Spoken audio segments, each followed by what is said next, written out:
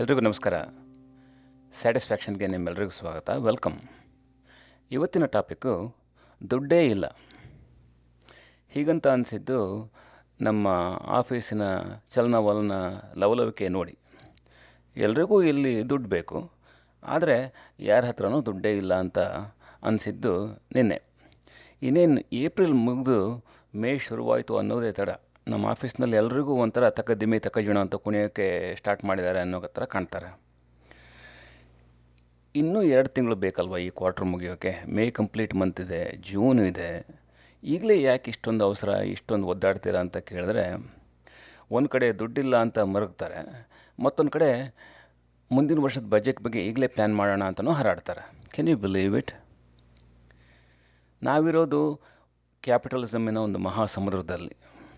ಇಲ್ಲಿ ಕೂತ್ಕೊಂಡು ನಾವು ಹಿಂಗೆ ಯೋಚನೆ ಮಾಡ್ತೀವಿ ಅನ್ನೋ ಕಾರಣಕ್ಕೇ ಗೋಪಾಲಕೃಷ್ಣ ಅಡಿಗರು ಬರೆದಿರೋದು, ಅಳುವ ಕಡಲಲು ತೇಲಿ ಬರುತ್ತಲಿದೆ ನಗಿಯ ಹಾಯಿ ದೋಣಿ ಅಂತ. ಈ ಕ್ಯಾಪಿಟಲಿಸಮ್ಮಿನ ಕಡಲಿನ ಉಬ್ಬರ ಇಳಿತಗಳಲ್ಲಿ ಆಗಾಗ್ಗೆ ಮೂಡೋ ನಮ್ಮ ಮುಖದ ಮೇಲಿನ ನಗೆ ಏನಿದೆ, ಅದು ಹಾಯಿ ದೋಣಿ ಅಲ್ಲ, ಒಂಥರ ಪೇಪರಿನ ದೋಣಿ ಅಷ್ಟೇ. ಏನೇ ಕ್ಯಾಪಿಟಲಿಸಮ್ಮಿನ ಮರ್ಮ, ಇದು ಯಾಕೆ ಹೀಗೆ ಇವರೆಲ್ಲ ತಲೆ ಕೆಟ್ಟವ್ರ ಥರ ಆಡ್ತಾರೆ?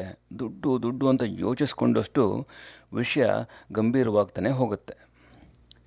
ಈ ಕ್ಯಾಪಿಟಲಿಸಮ್ನ ಮರ್ಮ ಅಂದರೆ ಅದರ ಕೀ ಟ್ರೇಟ್ಸ್ ಏನು ಅಂತ ಗೊತ್ತಾ ನಿಮಗೆ? ಇನ್ ಎ ಸಿಂಪಲ್ ಟರ್ಮ್, ದುಡ್ಡು ದುಡ್ಡು ದುಡ್ಡು. ಅದನ್ನು ಇಲ್ಲಿನ ಒಂದು ಪರಿಭಾಷೆಯಲ್ಲಿ ಹೇಳೋದಾದರೆ, profit motive, competition, capital accumulation and invest in the same capital in expectation of more return. ಅಂದರೆ ರಿಟರ್ನ್ ಆನ್ ಇನ್ವೆಸ್ಟೆಡ್ ಕ್ಯಾಪಿಟಲ್ ಅನ್ನೋದು ಇತ್ತೀಚಿನ ಒಂದು ಮಹಾಮಂತ್ರ ಅಂತ ಸರಳವಾಗಿ ಹೇಳ್ಬೋದು. ನಿಮಗೆ ಒಂದು ಕಂಪನಿಯನ್ನು ಹುಟ್ಟು ಹಾಕೋದು ಅಮೇರಿಕಾದಲ್ಲಿ ಬಹಳ ಸುಲಭ. ವಿತಿನ್ 10 ಕ್ಲಿಕ್ಸ್, ಒಂದು 5 ನಿಮಿಷದಲ್ಲಿ ಒಂದು ಕಂಪ್ನಿನ ಆನ್ಲೈನ್ ಓಪನ್ ಮಾಡಿಬಿಡ್ಬೋದು. ಈ ಕಂಪ್ನಿನ ಓಪನ್ ಮಾಡೋದಕ್ಕೆ ನಿಮಗೆ ಯಾವುದೇ ರೀತಿ ತೊಂದರೆ ಆಗಲ್ಲ. ಅದೇ ಒಂದು ಕಂಪ್ನಿನ ಕ್ಲೋಸ್ ಮಾಡಬೇಕು ಅಂದರೆ ಉಳಿದಿದ್ದೆಲ್ಲ ಸಮಸ್ಯೆಗಳು ಬರ್ತವೆ. ಅದ್ರ ಬಗ್ಗೆ ಇನ್ನೊಂದು ಸರ್ತಿ ಹೇಳೋಣ. ಈ ಕ್ಯಾಪಿಟಲಿಸಮ್ ಹೇಗೆ ಬೆಳೆಯುತ್ತೆ ಅಂತ ಯೋಚನೆ ಮಾಡಿದಾಗ, ಒಂದು ಕಂಪನಿಯ ಲೇವಾದೇವಿ, ಒಂದು ಟ್ರಾನ್ಸಾಕ್ಷನ್ಸ್ ಏನಿದೆ, ಅದರಲ್ಲಿ ಗೌರ್ಮೆಂಟ್ ಯಾವ ರೀತಿಯಿಂದನೂ ಇನ್ವಾಲ್ವ್ ಆಗಲ್ಲ. ನೀವು ದುಡ್ಡು ಮಾಡಿದ್ರೆ ಅದಕ್ಕೆ ಇಷ್ಟೆಷ್ಟು ಟ್ಯಾಕ್ಸ್ ಕೊಡಿ ಅಂತ ಒಂದಿಷ್ಟು ರೂಲ್ಸ್ ಬುಕ್ ಮಾಡ್ಕೊಂಡಿದ್ದಾರೆ. ಆ ರೂಲ್ಸ್ ಬುಕ್ಕಲ್ಲಿ ಒಂದಿಷ್ಟು ಲೂಪ್ ಹೋಲ್ಸ್ಗಳಿರ್ತವೆ. ಅದನ್ನು ಕಂಪ್ನಿಗಳು ದೊಡ್ಡವಾದಷ್ಟು ಅವುಗಳ ಟ್ಯಾಕ್ಸ್ ಕನ್ಸಲ್ಟೆಂಟ್ಸು, ಅಟರ್ನಿಗಳು ಪವರ್ಫುಲ್ ಆದಷ್ಟು ಆ ಲೂಪ್ ಹೋಲ್ಗಳನ್ನು ಎಕ್ಸ್ಟ್ರಾಕ್ಟ್ ಮಾಡಿಕೊಂಡು ಅದನ್ನು ಉಪಯೋಗಿಸ್ಕೊಂಡು ದೊಡ್ಡ ಕಂಪ್ನಿಗಳು ಹೆಚ್ಚೆಚ್ಚು ದುಡ್ಡು ಮಾಡ್ದಂಗೆ ಕಡಿಮೆ ಟ್ಯಾಕ್ಸ್ ಕೊಡ್ತಾರೆ ಅನ್ನೋದು ನನ್ನ ಅನುಭವ ಮತ್ತು ನಾನು ತಿಳ್ಕೊಂಡಿರೋ ವಿಚಾರ. ಈಗ ಕಂಪ್ನಿನ ಶುರು ಮಾಡ್ತಾರಲ್ವ, ಒಂದು 5-6 ಕ್ಲಿಕ್ಕಲ್ಲಿ ಒಂದು ಕಂಪ್ನಿ ಶುರು ಮಾಡ್ಬೋದು. ಏನು, ಲಿಮಿಟೆಡ್ ಲೈಬಿಲಿಟಿ ಅಂತ ಕಂಪ್ನಿ ಶುರು ಮಾಡ್ಬೋದು, ಅಥವಾ ಕಾರ್ಪೊರೇಟ್ ಅಂತ ಶುರು ಮಾಡ್ಬೋದು, ಅಥವಾ ಸೋಲ್ ಕಾರ್ಪ್ ಅಂತ ಶುರು ಮಾಡ್ಬೋದು. ಅದನ್ನು ಹಾಗೆ ಹುಟ್ಟು ಹಾಕಿ ಬೆಳೆಸಿ ಅದನ್ನು ದೊಡ್ಡದೊಂದು ಕಾರ್ಪೊರೇಷನ್ ಥರನೂ ಮಾಡ್ಬೋದು. ಈ ಫ್ರೀ ಮಾರ್ಕೆಟ್ನಲ್ಲಿ ಏನು ನಿಮಗೆ prices and production are determined by supply and demand, ಅಲ್ಲಿ ಯಾವುದೇ ಒಂದು ಗೌರ್ಮೆಂಟ್ ಇಂಟರ್ವೆನ್ಷನ್ ಇರೋದಿಲ್ಲ ಅನ್ನೋದು ಮುಖ್ಯವಾದ ಅಂಶ. ಸೊ ಈ ಫ್ರೀ ಮಾರ್ಕೆಟ್ನಲ್ಲಿ ಹುಟ್ಟಿರೋ ಒಂದು ಸಣ್ಣ ಕಂಪನಿ, ಅದರ ಮೂಲ ಉದ್ದೇಶ ಏನು? ದುಡ್ಡು ಮಾಡಬೇಕು, ಪ್ರಾಫಿಟ್ ಮೋಟಿವೇಶನ್. ಬಿಸ್ನೆಸ್ ಆಪ್ರೇಟ್ ಆಗೋದೇ ಮ್ಯಾಕ್ಸಿಮೈಸ್ ಪ್ರಾಫಿಟ್ ಮಾಡೋದು ಅನ್ನೋ ಕಾರಣಕ್ಕೆ, which includes driving innovation and efficiency as a side effect. But ಅವ್ರದ್ದೇನು ಗೋಲು? ಪ್ರಾಫಿಟ್ ಮಾಡಬೇಕು. ಆ್ಯಂಡ್ ಪ್ರಾಫಿಟ್ ಮಾಡಬೇಕು ಅಂದರೆ ಹೇಗೆ? ಒಂದು ದಿವಸ ಮಾಡಿದ್ರಾಗಲ್ಲ, ಒಂದು ಕ್ವಾರ್ಟರ್ ಮಾಡಿದ್ರಾಗಲ್ಲ. ಕ್ವಾರ್ಟರಿಂದ ಕ್ವಾರ್ಟ್ರಿಗೆ, ವರ್ಷದಿಂದ ವರ್ಷಕ್ಕೆ ಪ್ರಾಫಿಟ್ ಮಾಡ್ತಾನೇ ಇರಬೇಕು. When things go up everybody appreciates. When things don't do well, ಅದೇ ಥರ ಅದನ್ನ ಡಂಪು ಮಾಡ್ತಾರೆ ಇಲ್ಲಿ. ಆಮೇಲೆ ಇನ್ನೊಂದು ಏನು ಇಂಪಾರ್ಟೆಂಟ್ ವಿಚಾರ, ಒಂದು ಕಂಪ್ನಿ ಮಾಡಿದಾಗ companies have to compete for consumers. ಆವಾಗ they work towards creating a better products and services. So ಆ ಬೆಟರ್ ಪ್ರಾಡಕ್ಟ್ ಆ್ಯಂಡ್ ಸರ್ವಿಸಸ್ ಯಾರು ಅನ್ನೋದನ್ನು ಕನ್ಸ್ಯೂಮರ್ಸ್ ಡಿಟರ್ಮಿನ್ ಮಾಡ್ತಾರೆ. ಆಮೇಲೆ ಇಲ್ಲಿ ಇನ್ನೊಂದು ಅಂಶ ಏನು ಬರುತ್ತೆ, ವರ್ಕರ್ಸ್ ಏನಿದ್ದಾರೆ, they trade their labour in exchange of the wages. ಈಗ ನಾನೊಂದು ಕಂಪ್ನಿ ಕೆಲಸ ಮಾಡ್ತಾ ಇದ್ದೀನಲ್ವ, ನಾನು ವಾರಕ್ಕೆ 40 ಗಂಟೆ ಕೆಲಸ ಮಾಡ್ತೀನಿ. Therefore they give me money in return for that. ಆದರೆ ನೀವು 1 ವರ್ಷ ಅಲ್ಲ, 10 ವರ್ಷ ಅಲ್ಲ, 20 ಅಲ್ಲ, 30 ವರ್ಷ ಕೆಲಸ ಮಾಡ್ಕೊಂಡು ಬಂದರೆ ನಿಮಗೆ ಯಾವುದೇ ಒಂದು ಭಾಗ್ಯ ಬರೋದಿಲ್ಲ. ನಾನು 10 ವರ್ಷ ಕೆಲಸ ಮಾಡಲಿ, 20 ವರ್ಷ ಕೆಲಸ ಮಾಡಲಿ, 5 ದಿನ ಕೆಲಸ ಮಾಡಲಿ, everybody is equal in capitalism. ನಿಮ್ಮ ಅಗತ್ಯ ಬೇಕು ಅಂದರೆ ನಿಮ್ಮ ವೇಜಿಗೆ ತಕ್ಕಂತೆ ನಿಮಗೆ ಸಂಬಳ ಸಿಗತ್ತೆ ಅಷ್ಟೇ. ಇಲ್ಲ ಅಂದರೆ you are more than welcome to go. So ಇದು ಎಲ್ಲದರ ಪರಿಣಾಮವಾಗಿ ಕಂಪ್ನಿಗಳು they work towards capital accumulation. ಈ wealth is accumulated and reinvested to generate more income. That's really what capitalism is. ಆಯಿತಾ? ಸೊ ಈ ಕ್ಯಾಪಿಟಲಿಸಮ್ ಸ್ಟ್ರಕ್ಚರಲ್ಲಿ ಒಂದು ಸಾರಿ ಕಂಪ್ನಿಗಳು ಯಶಸ್ವಿಯಾಗಿ ಹುಟ್ಟು ಹಾಕಿದಾಗ ಅಲ್ಲಿ ಒಂದು ಸೈಡ್ ಎಫೆಕ್ಟ್ ಬರುತ್ತೆ. ಅದು ಏನು ಅಂದರೆ they create bunch of people. So these are the people who are actually going to become something significant. ಅವರನ್ನು ನೀವು ಪ್ಲೂಟೋಕ್ರಾಟ್ಸ್ ಅಂತ ಕರಿಬೋದು, ಅರಿಸ್ಟೋಕ್ರಾಟ್ಸ್ ಅಂತ ಕರಿಬೋದು, ಆಲಿಗಾರ್ಕ್ಸ್ ಅಂತ ಕರಿಬೋದು, ಟೆಕ್ನೋಕ್ರಾಟ್ಸ್ ಅಂತ ಕರಿಬೋದು, ಮೆರಿಟೋಕ್ರಾಟ್ಸ್ ಅಂತ ಕರಿಬೋದು. ಹೀಗೆ there are so many crats that they develop as an end result.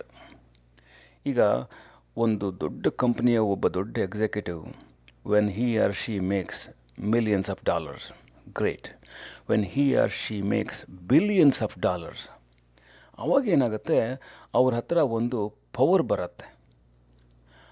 ಆ ಪವರಿಂದನೇ ನಿಮಗೆ ಬೇಕಾದಷ್ಟು ಸಾಮಾಜಿಕವಾಗಿ, ಆಮೇಲೆ ಬೇಕಾದಷ್ಟು ಪೊಲಿಟಿಕಲ್ ಬದಲಾವಣೆಗಳು ಕಾಣೋಕ್ಕೆ ಸ್ಟಾರ್ಟ್ ಆಗ್ತವೆ. ಈಗ ಈ ಅರಿಸ್ಟೋಕ್ರಸಿ ಅಥವಾ ಪ್ಲುಟೋಕ್ರಸಿ ಅಥವಾ ಆಲಿಗಾರ್ಕಿ ಅನ್ನೋದನ್ನೇ ತಗೊಂಡ್ರೆ ಬೇಕಾದಷ್ಟು ನೀವು ಯೋಚನೆ ಮಾಡ್ಬೋದು.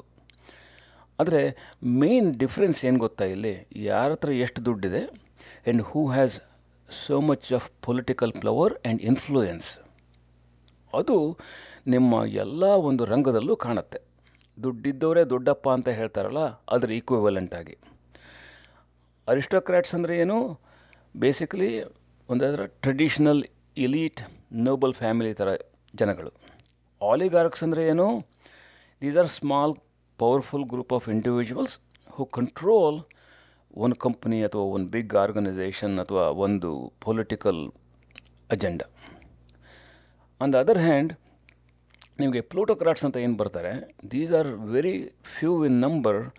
They have the power to primarily do anything based on their immense wealth. They can motivate everything. So ಇದು ನಿಮಗೆ ಮತ್ತೊಂದು ರೀತಿ ಆಲೋಚನೆ ಮಾಡೋದಕ್ಕೆ ಸಹಾಯ ಮಾಡುತ್ತೆ.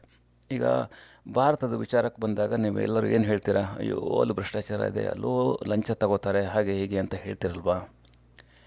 But on the other hand ಈ ಕ್ಯಾಪಿಟಲಿಸ್ಟಿಕ್ ವರ್ಲ್ಡಲ್ಲಿ ಆಗ್ತಾ ಇರೋದೇನು? ಸೊ ನನ್ನ ಹತ್ರ $1 million ಇದೆ, ನನ್ನ ಹತ್ರ $1 billion ಇದೆ, ನಾನೊಬ್ಬ ಅರಿಸ್ಟೋಕ್ರಾಟ್, ಪ್ಲೂಟೋಕ್ರಾಟ್, ಆಲಿಗಾರ್ಕ್ ಅಂದಾಕ್ಷಣ ನಾನು ಈ ಪೊಲಿಟಿಕಲ್ ಕ್ಯಾಂಪೇನಿಗೆ ಏನು ಡೊನೇಷನ್ ಕೊಡ್ತೀನಿ, ನಾನು ಈ ಪೊಲಿಟಿಕಲ್ ಕ್ಯಾಂಪೇನಿಗೆ ನೇರವಾಗಿ ಮತ್ತು ಬೇರೆ ರೀತಿಯಿಂದ ಏನು ಇನ್ಫ್ಲೂಯೆನ್ಸ್ ಮಾಡ್ತೀನಿ, these are also some kind of ಭ್ರಷ್ಟಾಚಾರ ತಾನೆ. So let's say I have a car company and I would like to influence the government to make sure I get the best part in selling my cars in a given place. ಅದು ಲಂಚದ ಥರನೇ ತಾನೆ. ಇದಕ್ಕೆ ನಾನು ಕಂಡುಕೊಂಡಿರೋ ಒಂದು ಸತ್ಯ ಏನು ಅಂದರೆ, ಎಲ್ಲ ದೇಶದಲ್ಲೂ ಲಂಚ ಇರುತ್ತೆ. ಚೈನಾದಲ್ಲಿರುತ್ತೆ, ಇಂಡಿಯಾದಲ್ಲಿರುತ್ತೆ, UK ಅಮೇರಿಕಾದಲ್ಲಿರುತ್ತೆ. They exhibit different form, they exhibit in different, manifest in different form ಅನ್ನೋದು ನನ್ನ ಒಂದು ಅನಿಸಿಕೆ. ಸೊ ಅದಕ್ಕೆ ನಾನು ತಮಾಷೆಗೆ ಯಾವಾಗಲೂ ಹೇಳ್ತಾ ಇರ್ತೀನಿ, ಸಗಣಿನ ಎಲ್ಲರೂ ತಿಂತಾರೆ, ಬಟ್ ಎಲ್ಲಿ ಡಿಫ್ರೆನ್ಸ್ ಬರುತ್ತೆ ಅಂದರೆ, ಚೈನೀಸ್ ಜನಗಳು ಚಾಪ್ಸ್ಟಿಕ್ನಲ್ಲಿ ಸ್ಟೈಲಾಗಿ ತಿಂತಾರೆ. ಆಮೇಲೆ UK ಮತ್ತು ಅಮೇರಿಕಾದಲ್ಲಿ ಫೋರ್ಕು ಮತ್ತು ಈ ನೈಫ್ ಹಿಡ್ಕೊಂಡು ನಾಜೂಕಾಗಿ ತಿಂತಾರೆ. ಆದರೆ ಇಂಡಿಯಾದಲ್ಲಿ ನಾವೇನು ಮಾಡ್ತೀವಿ, ಎಲ್ಲ ನೀಟಾಗಿ ಕಲಿಸ್ಕೊಂಡು ಬಳಸ್ಕೊಂಡು ಒಂಥರ ಎಲೆ ಊಟ ಮಾಡ್ದಂಗೆ ಮಾಡ್ತೀವಿ ಅಷ್ಟೇ. ಬೇಸಿಕಲಿ ತಿನ್ನೋದು ಇದ್ದೇ ಇದೆ, directly or indirectly, it all comes to the same context. ನಾನು ಒಂದು ಪೊಲಿಟಿಕಲ್ ಕಂಟ್ರಿಬ್ಯೂಷನ್ ಮಾಡ್ತಿದ್ದೀನಿ ಅಂತಂದರೆ ಐ ಹ್ಯಾವ್ ಅನ್ ಅಜೆಂಡಾ. ಸುಮ್ಮನೆ ಯಾರೂ ದುಡ್ಡು ಕೊಡೋದಿಲ್ಲ ಕ್ಯಾಪಿಟಲಿಸಮಲ್ಲಿ. So that's something I wanted to kind of share today. So ಇಲ್ಲಿ ಏನಪ್ಪ ಅಂತಂದರೆ, ಪ್ರತಿದಿನವೂ we have to define ourselves. ಪ್ರತಿ quarter we have to kind of figure out what we are doing next. ಆಮೇಲೆ ಮುಂದಿನ ವರ್ಷ ಏನು ಮಾಡ್ತೀವಿ, ಇವಾಗ ದುಡ್ಡು ಕಡಿಮೆ ಆದಾಗ ಅದರಿಂದ ಹೆಂಗೆ ನಾವು ಬಚಾವ್ ಆಗ್ತೀವಿ ಆ ಒಂದು ಗ್ಯಾಪಿಂದ. So it is like a survival of the fittest. At the same time ಕ್ರಿಯೇಟಿವಿಟಿಗೆ there is so many opportunity. So ನೀವು ಒಂದು 2-3 ಪ್ರಾಡಕ್ಟ್ ಕ್ರಿಯೇಟ್ ಮಾಡಿ, one of them becomes a success, you are successful person.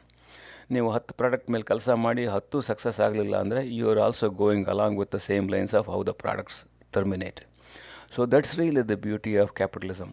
So ದುಡ್ಡೇ ಇಲ್ಲ ಅಂತ ನಾವು ಇಂಡಿಯಾದಲ್ಲೂ ಏನು ಕೇಳ್ತಾ ಇದ್ವಿ, this is exactly what we hear as well. Unless you are part of one of this cash rich companies, most of the companies don't have money, that's what they say at least. ಆಮೇಲೆ ದುಡ್ಡಿದ್ದವರು ಅದನ್ನು reinvest ಮಾಡಿ ಹೆಚ್ಚಿಗೆ ದುಡ್ಡು ಮಾಡಬೇಕು ಅಂತ ಯೋಚನೆ ಮಾಡ್ತಾರೆ. ಹೌ ನೈಸ್ ಈಸ್ ಇಟ್ ಅಲ್ವಾ?